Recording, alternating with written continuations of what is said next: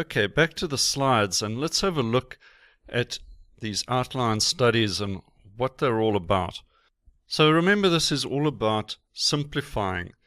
It's our biggest job as a painter, and the outline studies are going to help us take the process even further.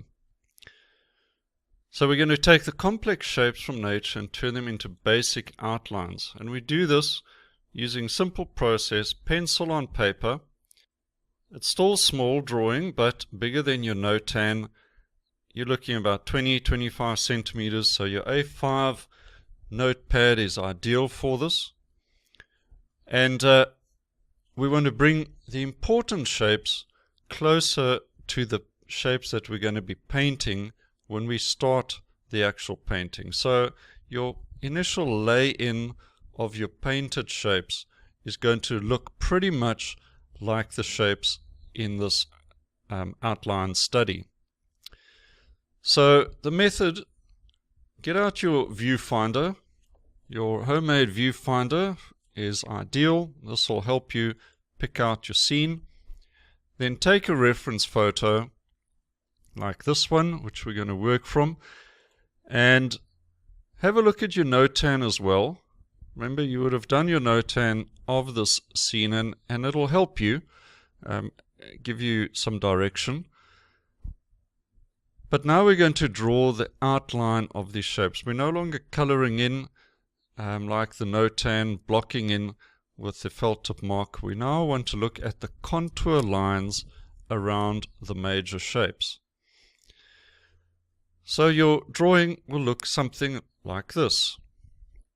As you can see, contour shape or contour lines of the shapes only. So position the shapes correctly based on what you see in your viewfinder and with reference to your notan. Follow the contour line of the shapes as I've already explained, and you'll get a drawing something like this. And you can see between the reference and the outline drawing, you can figure out my thought process here of where I've picked out these shapes. Once again, squinting at the scene is a critical tool that you can use, and it just helps to isolate those main shapes so you can get the contours. So if you squint at this photo, it'll immediately become apparent there's distinct light and dark shapes, and within those light shapes you'll find more shapes as well. So drawing those shapes on the paper, look for the main values of extreme light and extreme dark, and then remember your third value from your 3-value notan. That goes in as well. But I want you to look for the 4th value. Okay? A second middle value. Very important to start distinguishing that range of values. For example, in the foreground and middle ground, they may consist of 2 values. But please make sure these values are distinct from each other. If they are too similar, then just join them as one shape. So what do I mean by that? Well, look at the dark trees on the top left. The big tree is overlapping a smaller tree. If you squint at that, you'll see that the dark values are so similar that I'm just going to make one contour drawing of that whole shape. So join them up. Then look at the second red arrow. You can see that I considered making that third little tree a distinct shape as well, but on reflection it was so similar in value to the shape behind it, which I've marked as number 7. It was so similar to that I thought, no, I will include that as one shape, because when I'm laying that in, I'm not going to try and distinguish that value in the lay-in stage. It's too similar. So make it one shape only. So looking at that Mansell value scale again, you can see I've numbered the shapes, their distinct values. And the extreme dark, number 2, extreme light, number 9, and then the two middle values are 2 and 4. Okay, you see that? I've got those on the value scale. So here we've got our 4 values, and amazingly enough, this entire landscape scene really comprises only of 4 main values. Okay, so remember comparison, looking for relationships, always comparing, and we must make sure that we're not putting in tiny little shapes and unnecessary little shapes. We're looking for the big things. So I don't have the little flowers and bits and pieces, or distinguishing the grass in the lower left from the road. I've lumped that all into one distinct value shape.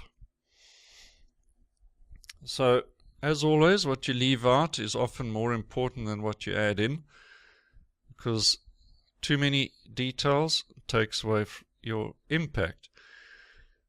So start looking at these shapes and your references, and start getting a feeling for that composition, how the planes of light are joining up and interacting.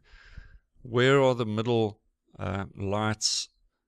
Because it's in those middle values that you start distinguishing shapes more and more. To get a feel for the flow of these shapes, you note that the shapes are all joining together.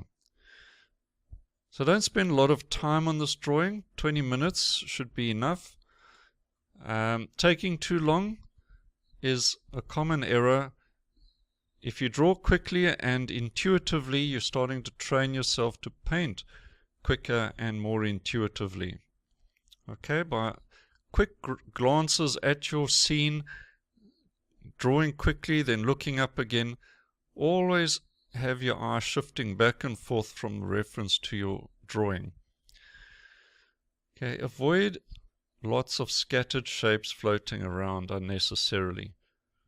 Right, one shape joins up with another shape. Don't have strange gaps where lines don't meet the other shape. Once again, leave out the small bits. Keep your lines unbroken.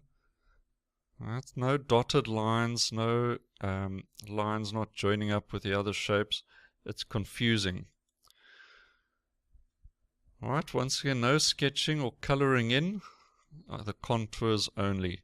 So all of this helps us remove the chaos from too many shapes in nature. You're getting some calm and order into the scene, and this is going to make your painting process a lot calmer as well. Also, does the scene look interesting?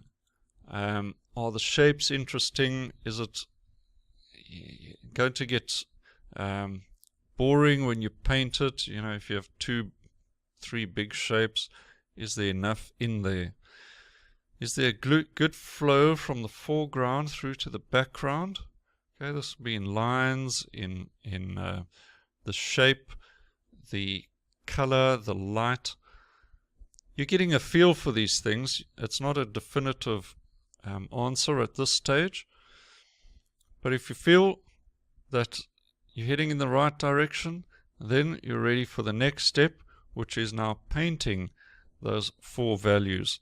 And we're really stepping things up now and heading for the paintbrush and paint.